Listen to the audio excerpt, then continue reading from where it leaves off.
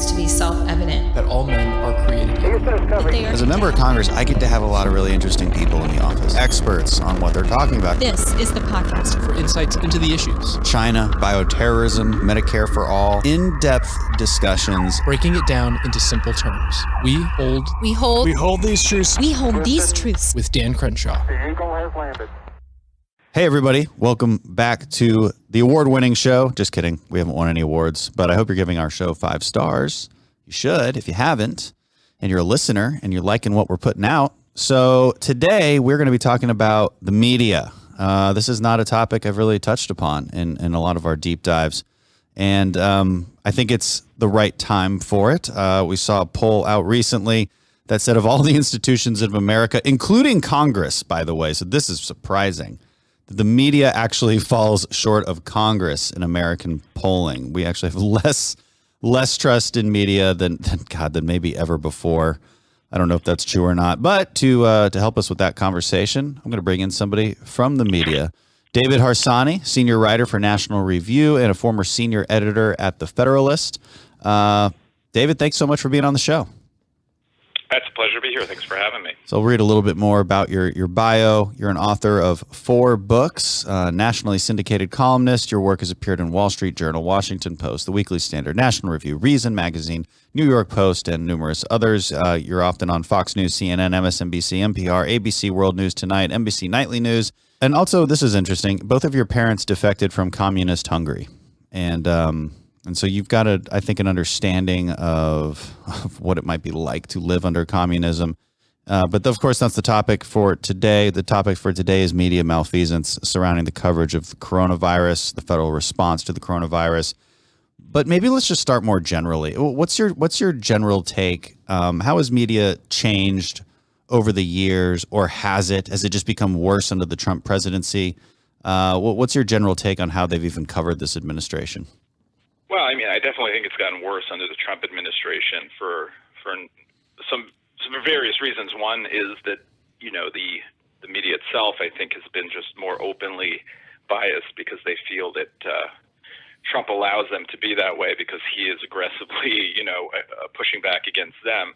And also, so the second reason is the disposition of Trump himself, who treats the media in a way that I don't think any president ever has. Unfortunately, I think that it just continues to escalate in ways that are unhealthy in general because fewer and fewer people trust the media. I'm sure you saw that Gallup poll recently that had, as you just mentioned, Congress ranked last. I think they were the only negative rated institution that Gallup asked about. So it was like daycare centers, hospitals, state government, your employer, the CDC, Mike Pence, Donald Trump, Congress, they all rated higher, which is not good for a democracy because you need information that you can trust from reporters so that you can make decisions and hold government accountable. But I think that relationship is pretty broken right now. Oh yeah, absolutely. I mean, I'll read some of those numbers. So yeah, like you said, Donald Trump was in there, Vice President Mike Pence, government institutions like the CDC, people's employers, state government, U.S. hospitals, all of these things ranked high. The lowest ranking out of any of those was an approval rating of 59%, and that was for Congress. So Congress had the lowest, but the news media has an approval rating of 44%, disapproval of 55%. So it's well below, or well last. I mean, way last. And I think that's deserved. I mean, I think that's absolutely deserved. That they've been terrible in this crisis. It has gotten worse, and like you said, I think there's blame to go around. I suppose there's an escalation that seems endless between the president and journalists. But I guess it doesn't matter who started it at this point. I kind of think they did, but I think and they're not used to that kind of that counter adversarial relationship. I'll never forget. This talking point hasn't spread around too much lately, but it was when I first got into Congress, and I remember it coming up when I was interviewing along with 3 other Democrats, also freshman colleagues of mine, and the issue of violence against the media or attacks. No, they didn't say violence. They called it attacks on journalists came up. and a lot of hand wringing was happening. And I had to stop them and point out, like, these aren't attacks. You know, you're using very harsh language here. The president has every right to fire right back at journalists. This isn't some institution that is untouchable. Like you can't criticize journalists, but that seems to be the sort of thing that we hear from a lot of people in the media. And what are your thoughts on that? Right. I mean, they act as if they should be above criticism simply because they treat their vocation as if it was some kind of like religious, institution of democracy when it's not. I mean, because there are, good journalists, there are bad journalists, there are journalists who are biased, and there are opinion journalists, and we have every right to criticize them if we feel like it. It is, of course, unique to see a president do it, especially in the way Donald Trump does it. But that wasn't new to the electorate. I mean, he was doing it during the campaign. And some of it is, I think, warranted, especially when you now think about what we went through with the Russian collusion stuff, where you had one breaking story, one major scoop after the next that turned out to be either misleading or completely untrue. It sort of changed the whole trajectory of the conversation in a way that really wasted years of our life. And you couldn't help but get the sense, because it was spread around by many journalists, that it was done on purpose. So, I'm not sure why we shouldn't be able to criticize them. When you say the media, well, yeah, that encompasses, everyone in the media. I think it's probably more specifically political media and political journalism that has suffered in this way. I mean, I worked at a newspaper for years at the Denver Post, and, a lot of good people there, but they were all,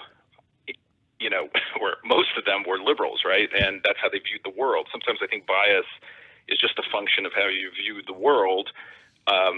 At least that's what I used to think, and now I feel like it's gotten worse since then, and it's no longer that. It's advocacy, Yeah, and they seem to have it on their minds that they have to be adversarial. And I mean, that's part of the job, but it's not the only part of the job. And it seems like in political media, they think that's their only job, is to be adversarial and to try and engage in gotcha questioning.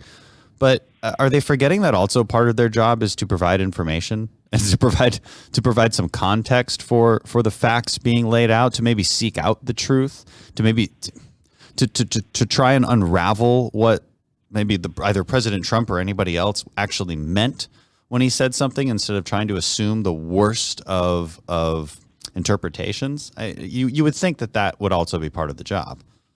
Right. It definitely is part of the job.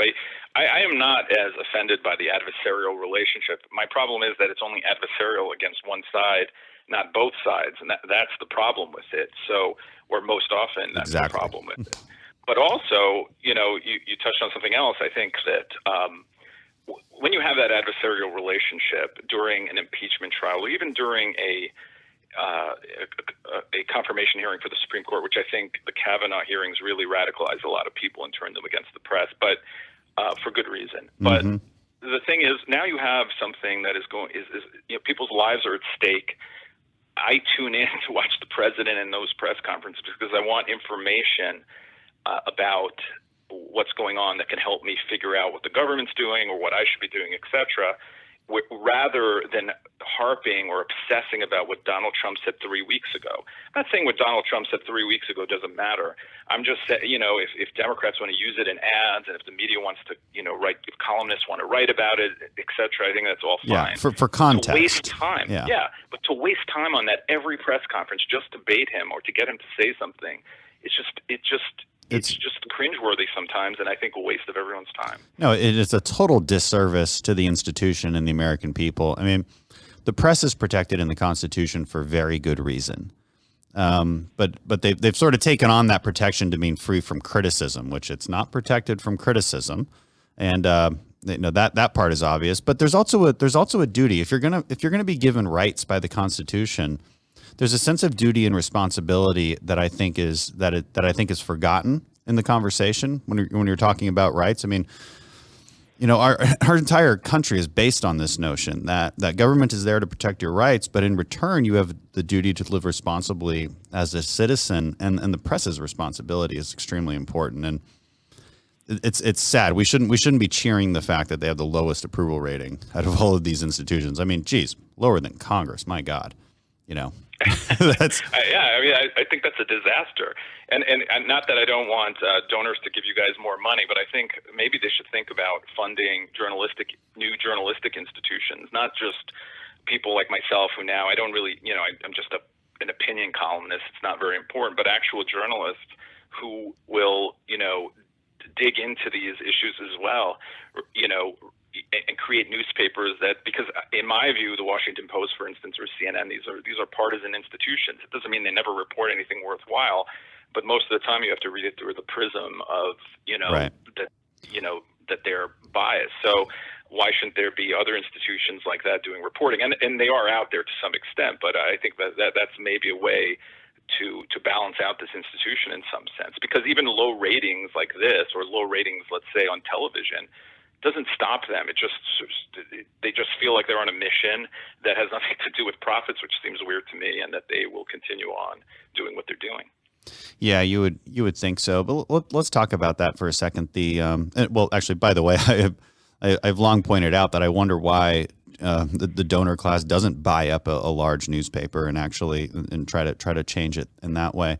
But you mentioned being an opinion journalist, and this is something that I have witnessed, which is the blurring of opinion journalism with actual fact-based journalism, and the fact that we can't tell the difference anymore. And I think that's a frustration that a lot of Americans feel, even if they can't put it into words. They never know what information they're getting, because it's hard to distinguish from a news anchor who's just giving you the facts and a news anchor is just giving you their opinion. And when did that change? I mean, you've been in the business a while. How has that evolved over time? Well, I think, I hate to say it, but I think there's always been a bias in media. Even when I was young, I knew that what I was watching on TV was probably biased, probably because my parents were, conservative. But, at least they did their best to pretend that it wasn't so, which I'm grateful for. But also, the problem with it was that and you probably know, there were 3 networks, basically, maybe 5 stations you could watch. And you had gatekeepers. So I think when things got democratized by the internet, it was good in that we could bypass some of that and read our own things. And then bloggers started, and you can read the different sorts of opinions. And they did some investigative journalism themselves sometimes on, for instance, figuring out what Dan Rather was up to with George Bush. But the problem with that was that everyone's, started to have an opinion. And I think that started to bubble up into the mainstream, and now everyone sort of feels like they have an opinion, and that's the incentive, right? If Jim Acosta was actually doing a good job, a lot of people would know what his name was, but being hated by one side and loved by the other makes you famous, gets you the book deal, and so on. So Right. I think that a lot of the incentives of journalism now are to have an opinion and to take a side, and I don't think that might be good on a personal level for a bunch of people, but I don't know that that's good for journalism in general. And what I often point out is this is an us problem, as in it's an all of Americans problem, because we, the consumers of that media, are the ones incentivizing them to do that. There's an obvious profit incentive for opinion journalism and a little bit more rage factor, using emotionally charged words in headlines and on the shows to really get people riled up, because that gets you more ratings and therefore more profit. And as Americans, we have to stop rewarding that kind of behavior. And if we did, I think that maybe the incentives would change. Now, I don't know if that happens anytime soon. I think what frustrates conservatives too a lot is, we know Fox is conservative, we know MSNBC is far to the left. What frustrates conservatives the most is the shows that try to pass themselves off as just the news, like CNN, even NPR, which is frustrating because that's a public radio. Is there any way to push back on this and to change these institutions for the better, make them news organizations again? Because like you said, it's opinion journalism isn't going anywhere, and maybe it shouldn't. But we would like some neutral news as well. Yeah, I mean, I I noted, I think, when this whole coronavirus thing first started, that this would be the perfect spot for there to be just some network that gave you straightforward news with, just tons of information without any kind of, adornment of opinion, etc. But that doesn't really exist right now. And that's a big problem. But I will defend, opinion journalism in the sense that a lot of people, say, why are you always whining about the media? I don't think I'm whining. Maybe I sound whiny, but I think what I'm doing, or what people like myself sometimes try to do, is balance things out to say, this is what you're hearing, but here is, a different perspective on that, or, these facts are wrong, or this is misleading. And there's so much misinformation out there in the mainstream media. Usually it's like subtle stuff, right? Little words. I'll give you one little example. When they talk about gun rights, for instance, any gun right that doesn't exist, that liberals want to exist, the press will call a loophole, as if it wasn't purposely made that way. So it's like the little words like that, or the way they'll call a conservative senator who passes away an ultra-conservative, but Ted Kennedy will be the lion of the Senate, and so on. So just this constant barrage of subtle little ways that just rain upon a person trying to read news, and it's frustrating. So I think that opinion journalism has taken the role, at least in the conservative side, of sort of giving people better perspective, or a different perspective of what's going on. And we don't have the megaphone, obviously they do, but I think it helps people who are interested have talking points maybe that they can use in their own debates or understand the news better. So it's important as well. Yeah, I mean, and I would agree with you. I wouldn't want opinion journalism to go anywhere. I just wonder if, as Americans, we need to be able to distinguish between the two, and I think the media has a duty also to distinguish itself and say, listen, this is my personal opinion. Okay, Don Lemon, you're not reporting the news, Don Lemon. You're giving your opinion, and that should be up front, right from the get go. Right. Because again, I 100% agree with that. Yeah, the most frustrating part of this is when someone tries to pass themselves off as unbiased. I know what Sean Hannity is about. I know what Rachel Maddow is about. Now, they can lie as well or mislead people, etc., but at least they're not pretending that they don't take a point of view. At least I don't think Rachel Maddow does. I don't really watch that much cable news, but it's CNN that really gets people crazy, because they act as if they're just unbiased arbiters of truth, which they most certainly are not. Yeah, that is definitely true. Again, I don't criticize Rachel Maddow a whole lot, because we know what she's about, like you said, and we know that MSNBC is way to the left, but it's these other journalists that sort of pass themselves off that frustrates us. So let's talk about how the media has performed lately in a national crisis and a global crisis, when we need neutral news the most and context the most. I mean, how have they performed? You wrote an article. I think I know how you feel about this, because you wrote an article recently titled "The Political Media Are Failing America." So there's your answer. So walk us through what you wrote there. Well, I think the problem is that the same press in a genuine crisis right now. Everything's a crisis, right? The Russia thing was a crisis. Climate change was a crisis. Everything's a crisis all the time. But this is an immediate crisis. People are dying. This is a real crisis. This is a real crisis. At least I think it is. Yeah, right? Yeah. This is actually real. Unfolding. Yeah, this is a crisis. We actually need information right now to know what we should be doing and how we should be reacting. But the media, or most of the political media, have continued to do what they were doing, during the impeachment hearing or during the Kavanaugh hearings.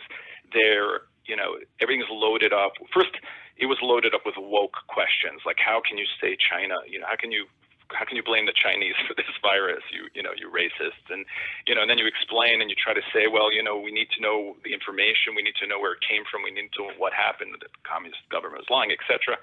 But still, they're just talking about racism, and then they move on to the next du jour gotcha, whatever it is that Donald Trump said that offended them. It's a waste of time. That's for columnists and newspapers to write about, not for reporters who have access to the President of the United States. It just seems like a big waste of time, and as I mentioned before. So I think that that's the main problem I have with it, because it's when you have these partisan fights, people are probably skeptical of what media says, and rightly so. But this is no time for them to be skeptical, and the only way you can gain their trust is by avoiding the sort of partisan tone that you have taken on for 4 years now about everything. And that's not happened. So I think that it's a dangerous time because there are a lot of people who aren't taking things seriously. They're listening to quacks that they trust online or, whoever, rather than, reporters that should be just conveying information to us. And that's why I thought it would be better if these news organizations would send health reporters to these press conferences rather than political reporters who really don't convey any useful information. Yeah, and one thing you wrote here was one journalist at one of these press conferences, he had all the pretensions of a serious reporter, asked the president of the United States, how many deaths are acceptable? And I think the point you're making here, and the point I would certainly make, is what a disingenuous, bad faith question.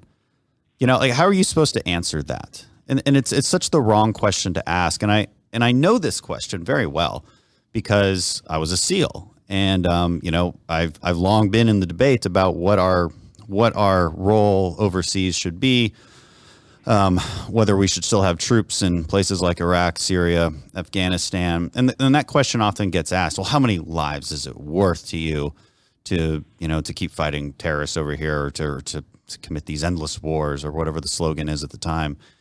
And I'm like, that's not the right question. I mean, if I wanted to keep my platoon mates safe, if I wanted to keep my SEALs safe, yeah, we would never leave the wire, but we would also not be accomplishing our mission. And we have to look at this the same way. Our mission should be to continue our American way of life, right? That's our ultimate mission, of course. And to bring up the notion of a balance between reopening society and our economy and dealing with the pandemic is a question we have to ask and then have to answer in good faith.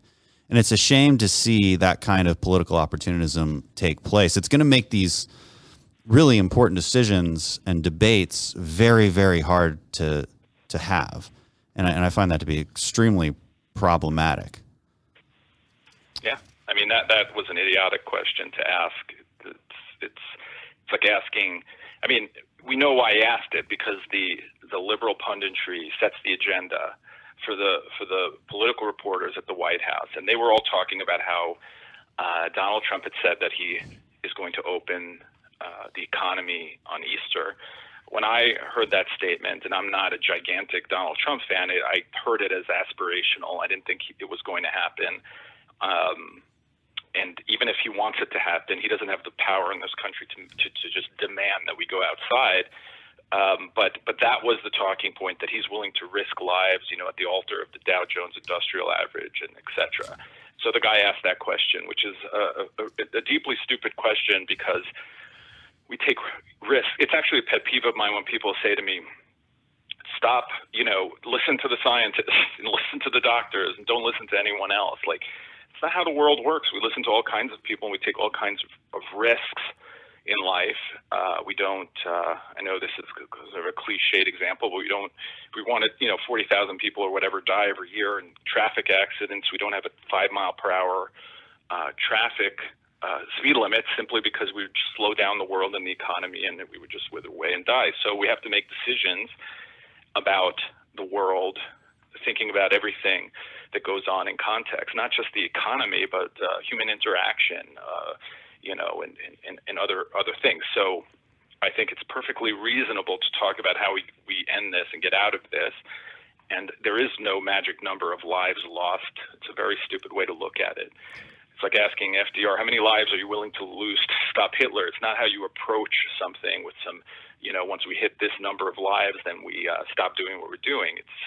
It's sad that anyone has to die, but we have other diseases that are out there, and we don't shut down society. So at some point in the next month or something, we have to start talking about getting back into the world, or the whole economy is going to collapse, and we will be in really big trouble for a really long time. I don't know. I don't profess to have any sort of insight into that. I'm not an expert on it, but that's a discussion that needs to be had.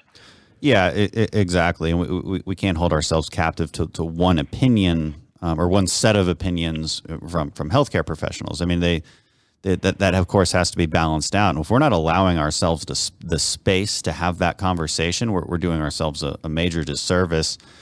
And the car accident example or analogy, it's really not a cliche. I mean, it's a very good analogy. There is risk. We come to understand the risk, and then we set up parameters to mitigate that risk. We have lanes of traffic. We have speed limits. We have stoplights. We have airbags. That same approach is how we're going to deal with the coronavirus. We've shut down the economy for understandable reasons. Of course, we need to slow the spread, and we need to allow our public health sector to catch up with it. And as we do that, then we have to have the hard conversation about, okay, what additional freedoms does our economy need to survive, and how do we mitigate the risk of the pandemic alongside those considerations?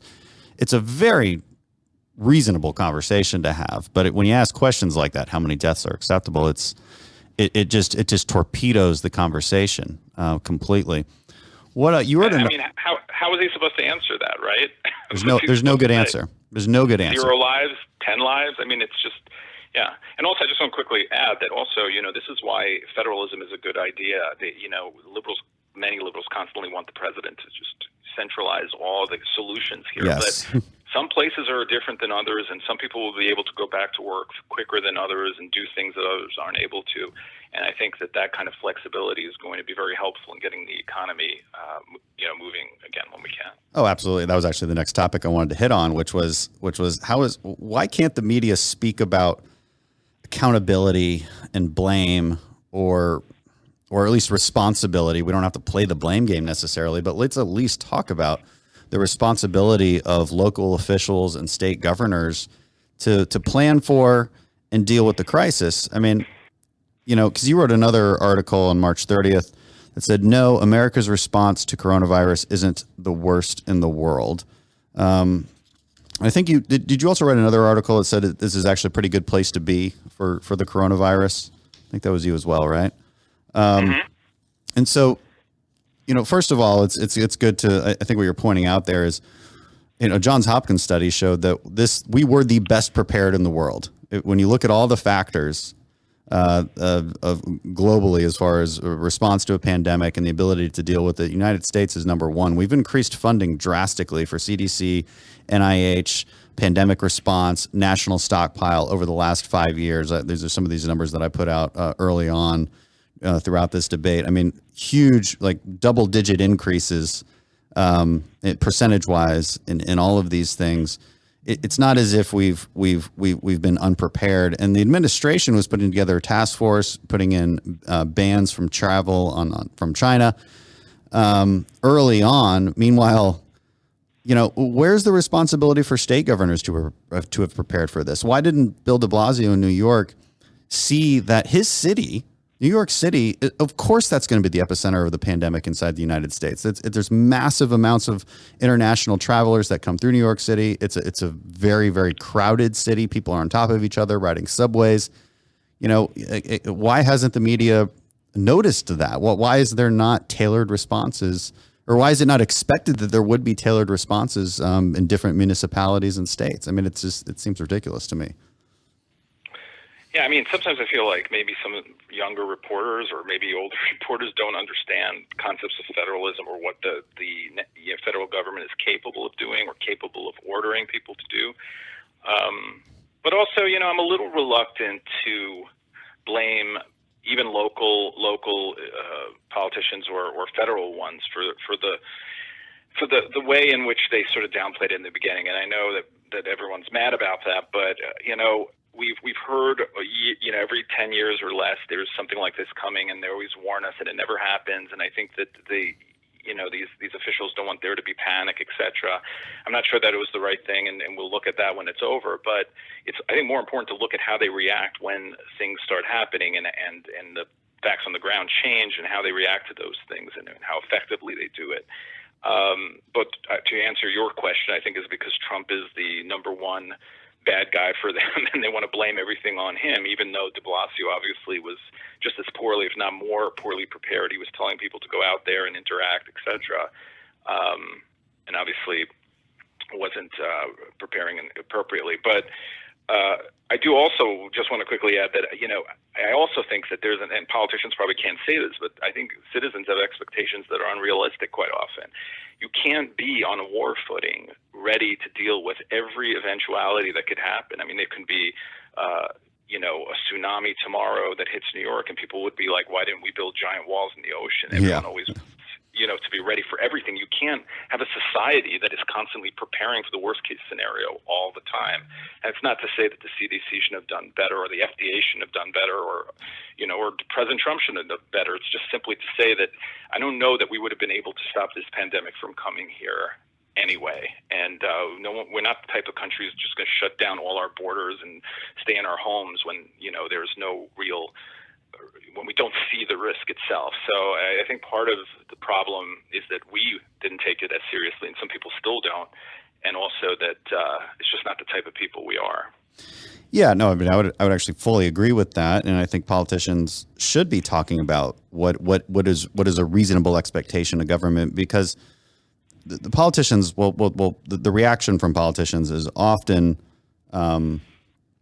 fairly extreme, right? Because a politician often wants to get reelected, and so the best way to get reelected is to promise to keep people safe. And I often talk about this as a very big difference between progressivism and conservatism, whereas I think conservatism tends to be a little bit more realistic about the capabilities of government and what we should be doing, because you can't engage in safety at any cost, right? There are costs to that, and those costs have to be talked about. Again, you could save 40,000 lives a year by preventing people from driving, and then you could moralize that decision and bash your opponents over the head with it by saying that they don't want to save lives, but you do. But of course, that's not realistic, and there does have to be more honest conversations about the capabilities of government to respond to these certain things, and that's why I was careful to say accountability and responsibility, and maybe not say blame to other officials outside of federal government, because I think we should operate off of this premise that everybody is doing the best they can with the information they have, and nobody wants to see a disaster in their hometown or state or entire country. And I think it would be helpful if we maybe agreed to that. How have we? I mean, so because you've written a couple articles about this, so on the as far as good news goes, or how we have been doing well, walk us through that reporting. I mean, how have you seen our federal government perform, and what has it done right, and why is this one of the better places in the world to be during a crisis like this? Well, I don't even know that my belief or my trust in American life and why I'd rather be here than anywhere else for this has anything to do with the federal government. It has to do with the people here and in our institutions, and the way that I see our hospitals are, and the people who work there are, and our technological sector and our entrepreneurship, and the way a guy will turn a pillow factory into a mask making factory. These are the things that make me, maybe I'm just blinded by partisan patriotism, but I think American people are best equipped to deal with something like this. The flexibility of our governance, and the individual freedom we have. I think that all of those things help us deal with these things. It doesn't mean that we're going to escape unscathed. Clearly, there's going to be a lot of fatalities, and that's problematic. But when you have Paul Krugman say, "Look, we have the most confirmed cases. It makes us the worst," that's incredibly insane. I mean, there's no system that can stop one person from spreading a disease to another unless we lock ourselves up in our houses, as we're trying to do now. Also, it's a stupid comparison, because first of all, China lies about these sorts of things, but more than that, on a per capita basis, we are not even close to being the worst. And the most important thing is that as far as a recovery basis, we're actually doing pretty well. And a fatality basis, those are the things we look at, not cases. And when it comes to those things, as long as hospitals don't get overwhelmed, we flatten the curve, things like that, I think people are going to perish, and that's terrible. But hopefully we can be one of the better places in the world of fighting it. Certainly better than Italy or Spain or places like that. And when somebody like Paul Krugman states something like that, and of course he wasn't the only one, we all know how that reaction to having the most cases went in the media. It was this sort of almost gleeful response, like they were happy almost that we had it this bad because they could lay all the blame on the president. Do you think, like, if you hook them up to a lie detector test, do you think they actually believe the things they're saying? I think some of them do. I think they're just overcome with hatred for the president and the people who support him. I don't exactly understand what they would have done to stop the cases from coming here, right? I get that they say, we didn't have tests quick enough, and I think that that's true, and that there are reasons for that have nothing to do with Donald Trump either, frankly, in the sense that the CDC didn't fire everyone in 2016. They have institutional knowledge. They have a lot of money. They could have done a better job in different areas. But I don't understand, do they want us to shut all the borders down? Because when Trump was stopping travel from China, there was a lot of anger over that. I'm not exactly sure how we were supposed to stop the coronavirus from coming here, especially after the Chinese communists lied about its spread and lied about its seriousness. So could we have moved quicker? I bet you next time we do. But this really hasn't happened here in this way for a very long time. And it's difficult for me to understand what they think should have happened that didn't happen. And I asked them, and I'd never really get a straight answer. Do they believe it? Yeah, I don't know about Krugman. Obviously he understands that per capita reading of fatalities is more important than comparing the United States case rates to Italy or something like that. But he just wants to mislead his readers because he, I think, and many people like him believe that the moral imperative is to stop Trump. That is the most important thing you can do to help this country. And to them, that itself is probably a patriotic act. Yeah, I think that sounds right. I often ask this question to myself and to my colleagues as I try to understand where they're coming from, and I think it's a mix. I think if the shoe was on the other foot, they would start to use context and data in a more appropriate way. But when the shoe's on the other foot, they actually might, at least they rationalize it so many times over and over again that they really do believe what they're saying. That somehow the president can wave a magic wand and all of a sudden there's more ventilators for New York. It just doesn't work that way. And it would be nice if the media would just report some of these things. And like you said, I have a lot of faith in our country too. I just did a tour today here in Houston of a distillery. They make whiskey and vodka and gin and all sorts of good stuff. And in a matter of days, they transitioned to mass producing hand sanitizer, but in liquid, in a form that can also be used to sanitize surfaces, equipment, what have you. They donated a bunch of it to local first responders and hospitals. And this story is not unique. That's just what I happened to visit today. It's happening all over the country.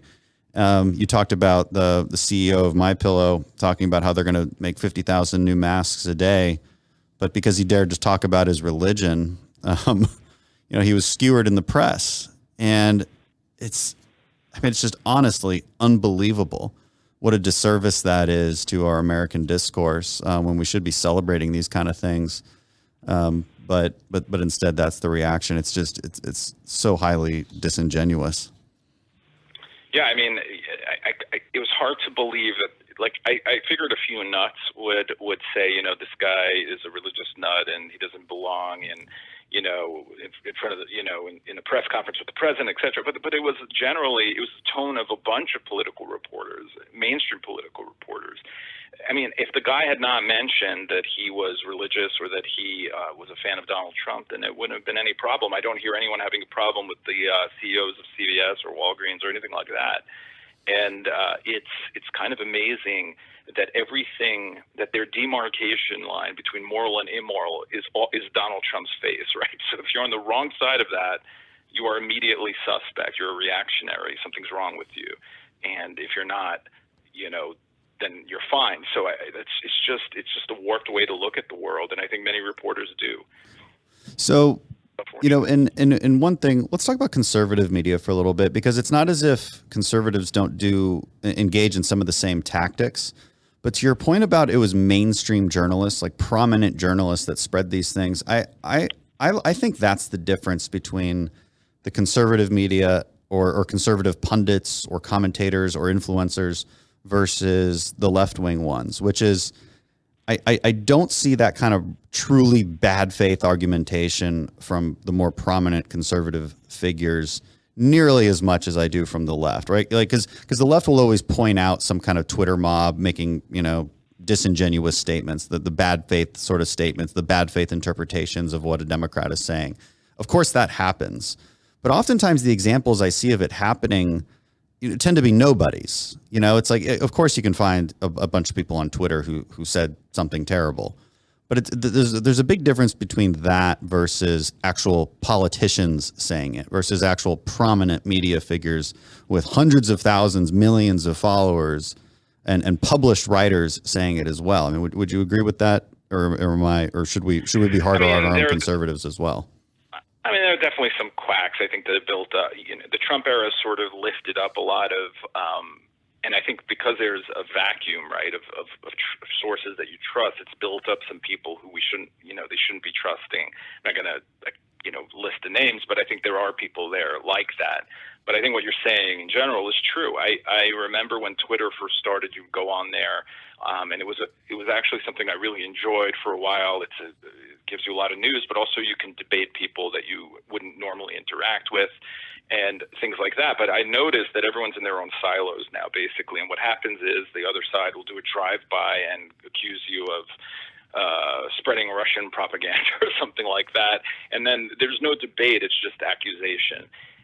There's no way to really fight back against that, and it becomes ugly. And then people, I think, retreat more and more into their own silos, and there's no real debate going on. I think that's a problem as well. But the problem also, I think, is that on the conservative side, conservatives don't feel like they have the power to reach as many people when it comes to this sort of what they view as misleading information from mainstream journalists. All they can do is try to hit back and strike back and fact check and things like that, but they can't actually reach the number of people that the left can. And that disparity of audience, I think, is frustrating for them, and it becomes part of the whole overall tone of Twitter, which is really ugly. It's just it's gotten so ugly that I don't even see people having conversations anymore from sides, much less coming to agreement, but even having a good faith debate. It's just so rare these days that it almost never happens. Yeah, I mean, and that's why I appreciate publications like National Review, the Federalist, because there's more of an intellectual approach to debunking these things. But to your point, are these publications really reaching moderate voters? And the answer is probably not. The Federalist, National Review are the audience is generally more sophisticated center-right voters, and it is frustrating for us.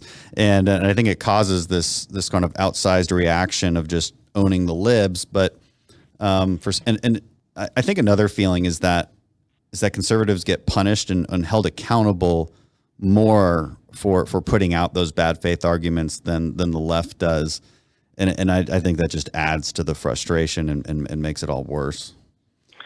I do think you're right about the audience, and I had mentioned the audience, but I also think it's fair to say that direct audience is not everything, in the sense that if someone makes a really good argument in National Review about debunking something, that will filter into sort of the ether, and people will pick it up, and it will be used, I think, later in debates and things like that. So though the intellectual wing of both parties, or at least the conservative wing, like even think tanks, it's not as if people care about a white paper, but I think they matter in sort of a long view, that it gives the intellectual ammunition that some people will use, sometimes synthesize into something very simple or, whatever, but they'll use it in their arguments. And I think that matters. And it's not so, even though you don't see it directly, I think it matters in the bigger picture.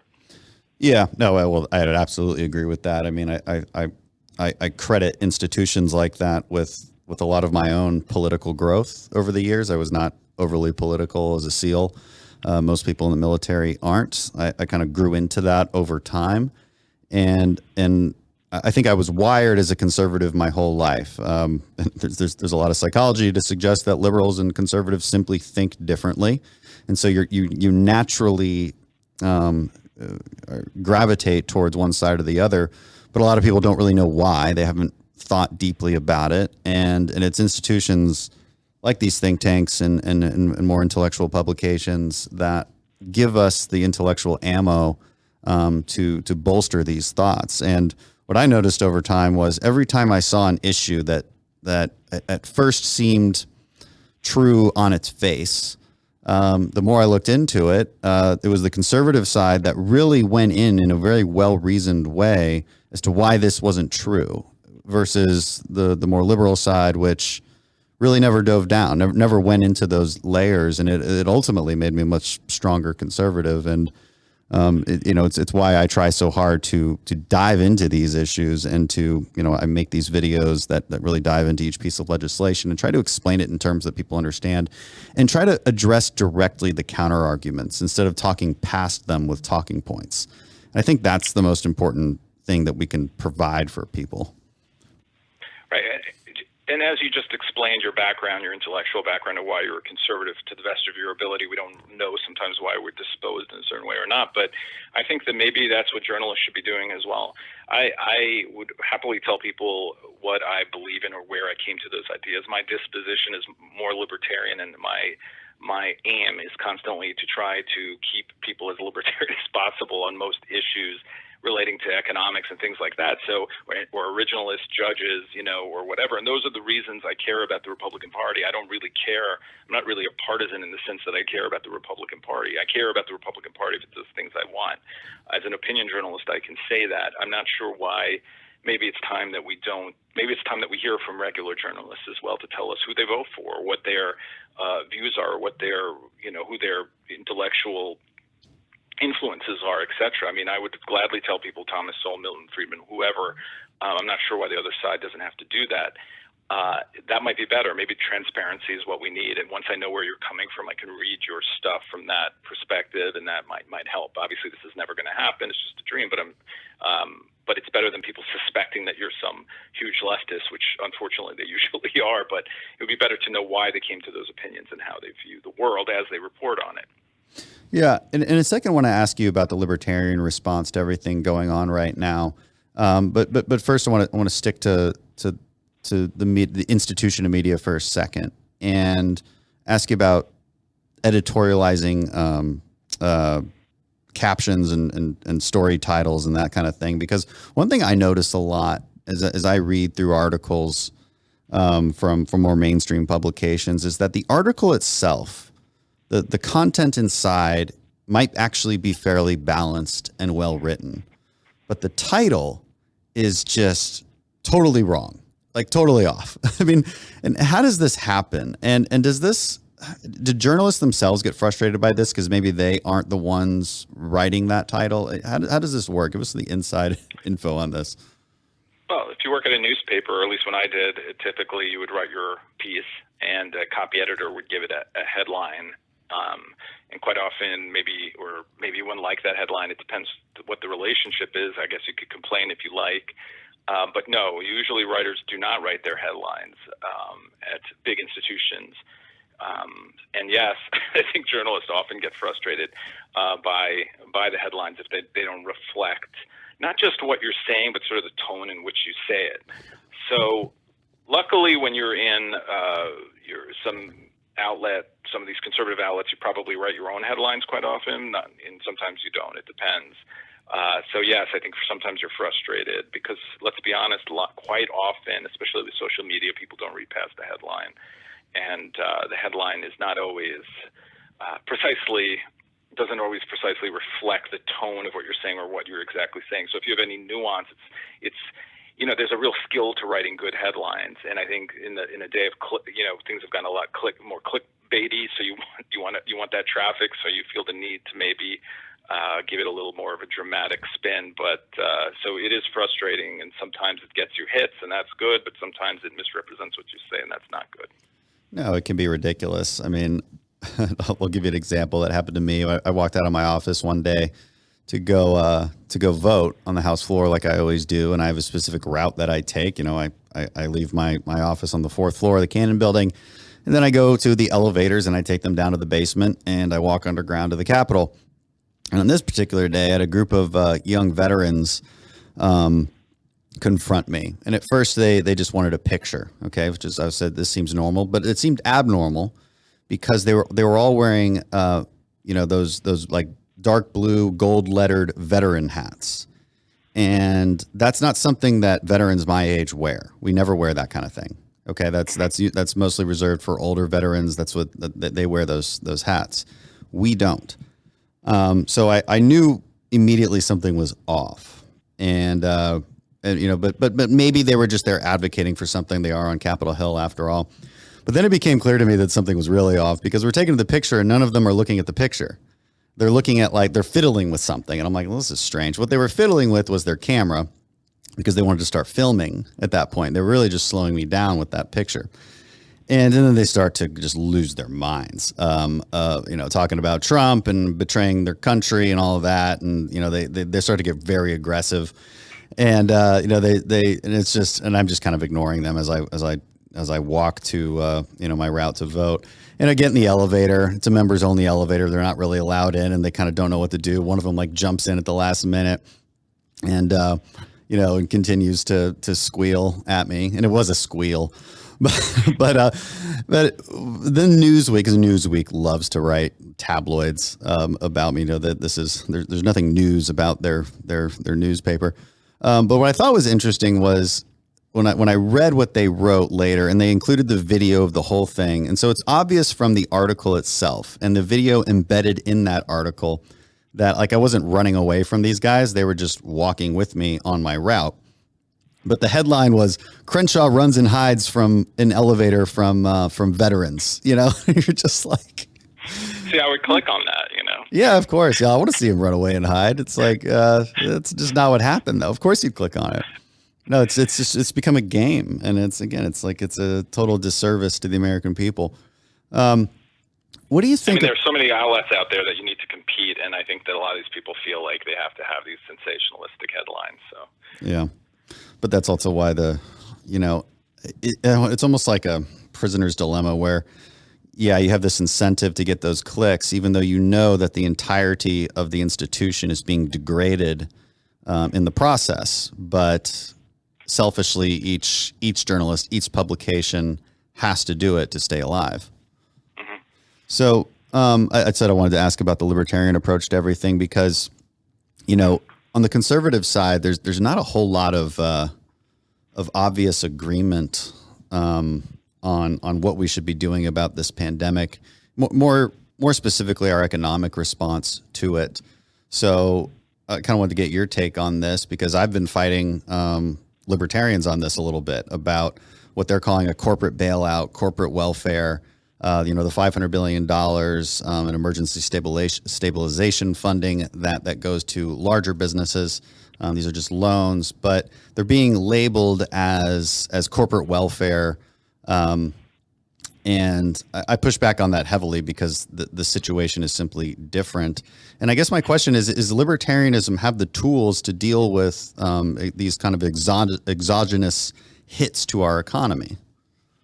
Well, I definitely don't speak for libertarians. I'd say my viewpoint is small L libertarian, less and less so as I move on through life. So I would say that, I still consider myself someone who is, wants less government, into trade, economic freedom, all that stuff, but I wouldn't say I'm a libertarian. I would say, though, that I agree with you on this. I think when the government forces people to shut down their businesses for the good of the country, but still forces them to do that, you're no longer talking about a bailout, you're talking about a rescue mission. And I think that this is one of the few times, I wish we didn't have such high debt, and then it would be a lot easier to do something like this. I think you need to rescue those people. This is a once in a century event. It's a true emergency. I had a very different, in 2008, I worried about moral hazard, about bailing out people who had behaved poorly. There is none of that here. No one behaved poorly here. This is something they have no control over. It's an attack on them, and there's nothing else they can do. I didn't love how the bailout was I just said bailout when it wasn't a bailout. The rescue package was structured. I think the first order should have been to save businesses and have sort of send money to people through businesses, keep their jobs so they can keep their health care, so they can keep their 401ks going, etc. Try to keep some normalcy. That should have been first order. I'm not sure how the checks are really going to help people who still have jobs, but I think that it was needed because it's an emergency. And I don't know what the libertarian view on that is, but my view is that the government has some things it needs to do and needs to do well. And a pandemic emergency for the nation is one of the few times you need government to act efficiently and to help people out. Because they're being hurt through no fault of their own, in fact, through the government. So I don't know. That's my position, but I'm not. I don't speak for libertarians in general, I bet. Yeah, no, I thought maybe we would be having a debate on it, but it sounds like we agree completely. So I guess sorry to all the audience. You don't get to see a debate. Sometimes you do on this show, but not always. So, I mean, yeah, because I completely agree. And I was fighting with Justin Amash on this over Twitter leading up to our big vote on last Friday. And, being the purist libertarian that he is, he was saying that it is consumers who should choose which businesses should survive. And I'm like, that's absurd. Of course it's absurd. Right. It's so absurd. But he's not wrong. If nothing else was happening, that's fine. That's the right way to look at it. If you're truly trying to stimulate the economy, then adding more consumer spending into the economy is a fair way to look at it. But that's not the situation we're dealing with. And I mean, not at all, right? Because we told them to pause, and you literally can't put that money where it needs to go because we're telling you not to spend it. First of all, you cannot spend it because the government is shutting down businesses where you might I want to take a plane somewhere, I can't, whatever it is. But more than that, it's not even really a stimulus, is it? Because even if I believe that you could stimulate the economy in that way, I'm sorry, but most people who have jobs aren't going to take that check and go spend $100,000 on takeout. I wish they would, but they're not. They're going to put it in the bank because they foresee problems coming down along the way. Along the way. So it's completely rational. It's a completely rational action for them. Now, I understand people who are out of work, and I understand the people who don't, who are poorer and don't have as much. They need money right now, and I think that is important. But his position that the market that there is no market right now. We've shut down the market. Federal government and local governments have shut down the marketplace. So how can we make those decisions? No, you really can't. And that's kind of why I phrased it like, is libertarianism giving us the tools we need for situations like this? And in the purest sense, like it seems not to be. Of course, again, there's, like you said, small L libertarians. There's a huge spectrum, I think, of libertarian thought, and we need to be able to problem solve on for each individual situation. But talking about the economic side of this, I have deep concerns when people are talking about continuing the direct cash payments. The reason I think that we did it with such a lack of a filter in this last vote was simply because it's too hard to filter it correctly. It's too hard to target that money to the people who need it most, just administratively speaking. And so I get that counter argument, and I understand why this is an emergency and they wanted to do it. And frankly, it was also, I think, just part of the negotiation with Democrats. Democrats are much happier to let businesses fail and then make people de facto government employees by continuing to give them direct cash payments. I think that's just from an economic and societal standpoint, totally backwards thinking. But that is how they think. And so I have a lot of concerns with a lot of the suggestions that we should keep doing that. If anything, we should use this time to then figure out administratively how we would target cash payments to people who actually need it. I mean, there's so many people who are getting direct cash payments who continue to have jobs and don't need it at all. And that concerns me from just an overall long-term debt conversation as well. I think there's a sort of populist idea that not helping corporations is always bad, but aren't they the most effective way? Giving them money, isn't that the most effective way to send money to employees? It's like obviously you can put stipulations on that, though. You have to worry about that as well, right? Because you have businesses that might need to trim the workforce or cut some salary to survive at all, and not have to fire everyone or furlough everyone. So it seems to me that the best way to do that, and obviously there's trillions of dollars being lent to businesses, so it's not like it wasn't done at all, but through the Fed and so forth. But I think that there's just sort of a populist antagonism towards business, which may be just a political antagonism. I'm not sure in the real world people feel that way. I think they probably have more trust in businesses than they do government quite often. Yeah, and it's hard for, I think, people like me and probably you as well, who we do live in political bubbles. And when I talk to folks outside of the political bubble, they're not as pessimistic as maybe I am sometimes about the direction of how people are thinking. And I do have to remind myself that the outrage I see on social media doesn't represent most people. Most people understand that they're only a worker if they're working for somebody. And if we're going to protect workers, we do have to protect their place of work. This gets into the whole blow up. And I do want to talk about this for a second, because this does involve some more media malfeasance of that vote last week, right? That vote I talked about last Friday. Well, the week leading up to that was quite a firestorm.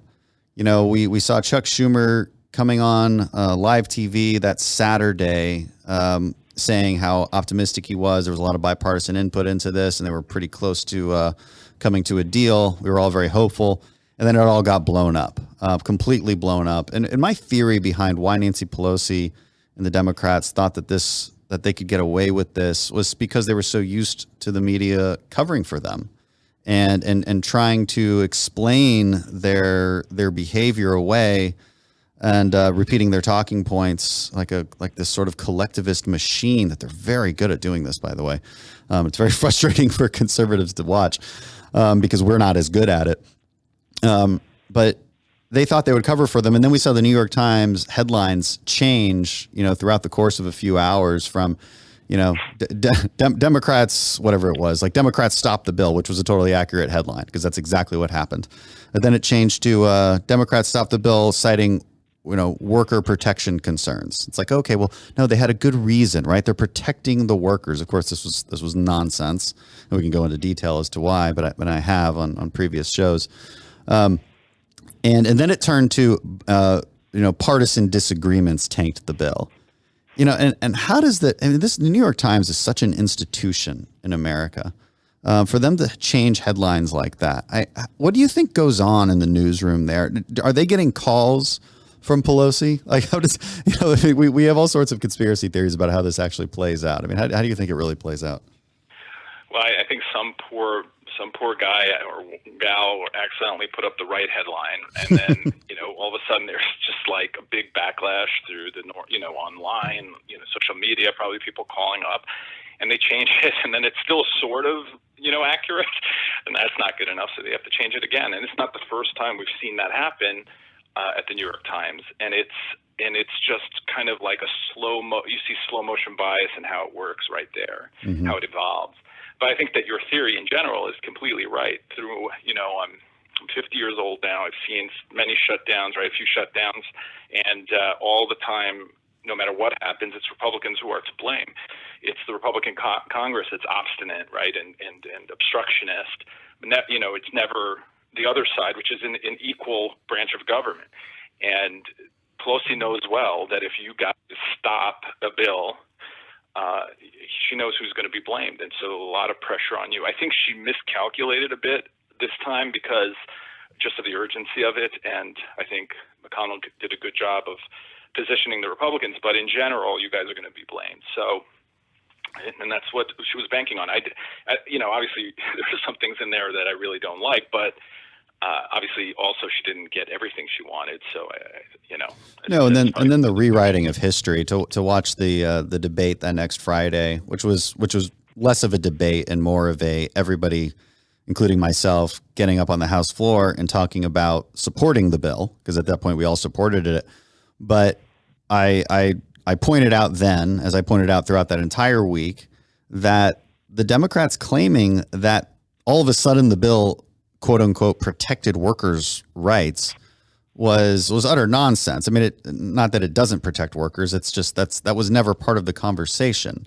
You know, what they added to the bill was easily could have been agreed upon with Republicans early on, because what they added was basically an oversight committee and an inspector general to see how these loans went out. That's perfectly reasonable. Have that extra layer of accountability, but they never brought that up until after they had blown up the bill and then added on this absolutely insane progressive wish list. Wasn't their original bill had the same oversight as you guys had initially? I think the original bill from the House. Yeah. Well, it's another thing that you just mentioned that's perfect. So the slush fund, right? Everyone was talking about the slush fund, even though there was really no slush fund. Right. It's just a minor disagreement about oversight. But that it slips into the stream of words that are used by journalists. We're saying slush fund, and then by columnists, right? And then by just people on Twitter. They'll keep saying slush fund. It becomes a truth. Yes, they don't question the talking point. They always question our talking points. We can't get away with that kind of stuff.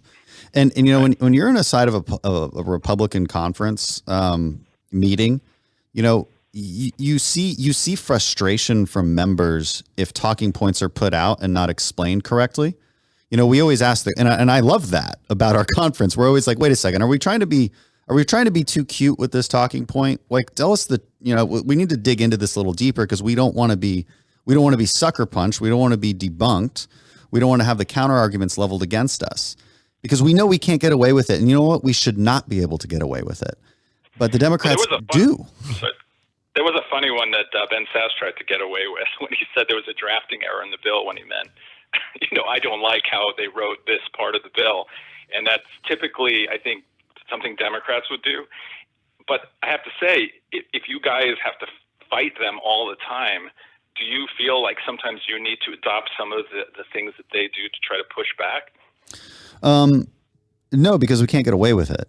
Because we just can't, and we shouldn't. And me personally, I don't like to operate that way. I'd rather do a longer podcast and get the truth out that way. I put out these videos on social media that are obviously shorter, just a few minutes, but I want to make sure that I'm directly confronting their arguments and then telling you why they're not true. And because I believe that I have the truth on my side from a policy perspective. I believe that I have reason on my side, and I can explain that. And also I couldn't get away with it even if I wanted to use talking points that are, seem slick and emotionally driven, because I know that they can sway more people. I don't find that to be useful. And what I've also found is I think there's some conservatives maybe have this wrong-headed belief that they need to do that to get our base going. But I have found that that's not necessarily true. Our base likes to be right. Okay, so they get emotional, yes, but they also want to be right, and they want those tools. And so I find that I'm still rewarded for trying to put out a little bit more well-reasoned argument forward. And so, no, I don't want to use their tactics. I really don't. And if I wanted to, we couldn't. We wouldn't get away with it. We wouldn't be able to use that slush fund. I mean, that's such a perfect example you just laid out. The slush fund, right? As soon as Pelosi says it, that's exactly what every reporter repeats. And it's amazing to watch how, again, I said it's like this collectivist mentality, and they're so good at perpetuating those talking points. Well, I don't want to put you on the spot. This is your podcast, but I would like to ask you, do you think that there's anything to the theory that, they are like Donald Trump is, or they were acting in the way that, like Donald, as Donald Trump was. And Donald Trump, he has sort of imbued Republicans with a sense of bravery, that they can fight back and push back and not play by the rules set by the media or set by Democrats, or the words set by Democrats. Do you think there's something to that the Republican Party has changed over the last 4 years in that sense? Yeah, in the sense that we need to fight back, absolutely. Now, the tactics of fighting back are that debate is basically what I just explained. But you are correct in that what Donald Trump awoke, I think, in our base and in the Republican Party was this, what we should have realized a long time ago, which is that, we need to fight back. We need to fight back. Now how we fight back continues to be up for debate. My style is different from Trump's, and I happen to like my style better. It's my style. but you are right that we do need to actually confront them more head on. And I think the reason Donald Trump won that primary election was because people were sick of being walked all over. We're sick of watching John McCain being called racist and called names, and same with Mitt Romney. It's like, fine, we'll elect conservatives said, fine, we'll elect Donald Trump. He's a bull in a china shop. So yeah, I think that's exactly what happened. And it's not a bad thing. I think there's a right way to go about it. Again, which I explained. I don't have to be insulting to them. I don't have to use false talking points because I'm right, and I have reason on my side, and I have the facts on my side. And we have to do more. We always have to do more research and more work than the left does in order to persuade people. We always do, and that's fine. I'm willing to take that handicap. But so we just have to be smarter, and we have to be aggressive, and we have to be right. And so yeah, I think Trump definitely changed the game on that, and it's correct. We have to follow suit. All right.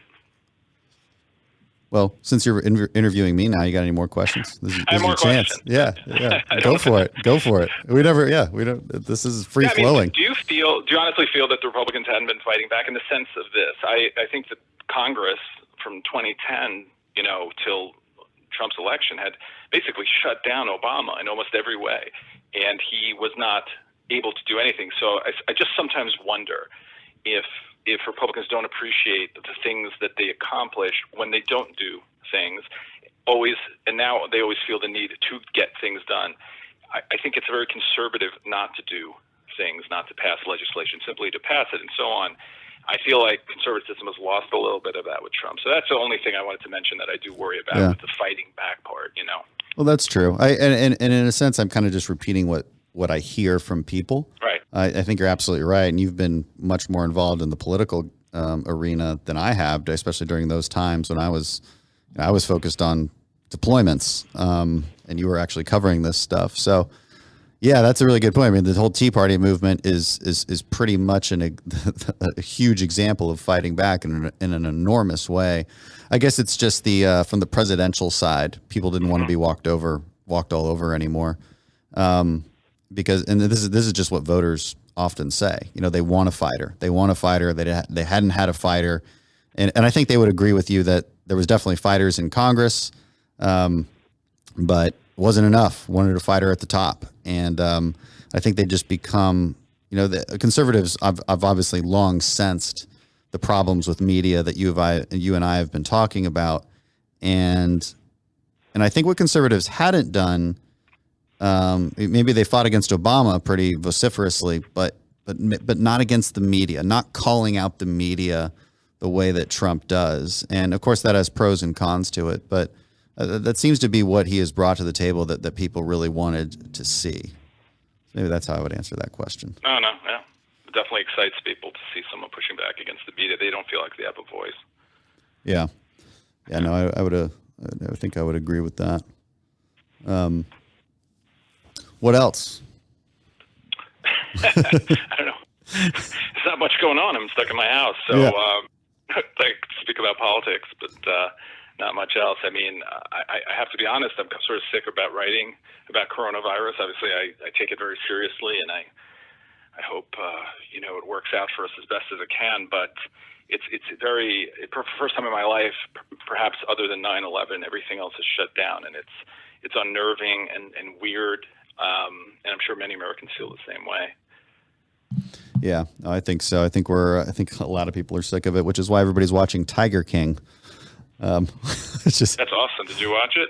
I've started. Yeah, I'm a few episodes in. It's an intensely strange show. I will not spoil it for you. Well, it's quite interesting, I think. Well, here's the question I posed on my Instagram story last night, and so I'll ask you the same question. Do tigers make people weird, or are weird people attracted to tigers? Which one is it? I think I think weird people are attracted to tigers. Yeah. It's like this sort of like circus mentality. It's fascinating. I watch that show and I watch how they interact with the tigers, and they're just beautiful, right? And all of that. But I'm just I'm just like, that is a really weird thing to be, dangerous thing to be doing so nonchalantly, and yet they do. So I think that you have to be a weird person to do something like that. Yeah. That is fascinating. There really are beautiful creatures. I mean, but yeah, like that one girl got her arm ripped off, and then she was back at work in 7 days. That's called some American resiliency right there. Can I say she was a badass? I mean, Yeah. she's like, it's going to take 6 weeks to reconstruct your arm. She's like, nah, take it off. Yeah. I gotta get back to work. Yeah. Got to feed those tigers. Tigers are hungry. that arm was only like a pound of flesh for them, so they need more. So I got to get back to work. I mean, yeah. You know what? I mean, that's the kind of mentality we need right now during the coronavirus, to be perfectly honest. Yeah. Well, I guess we'll leave it there on some Tiger King talk. And David, thank you so much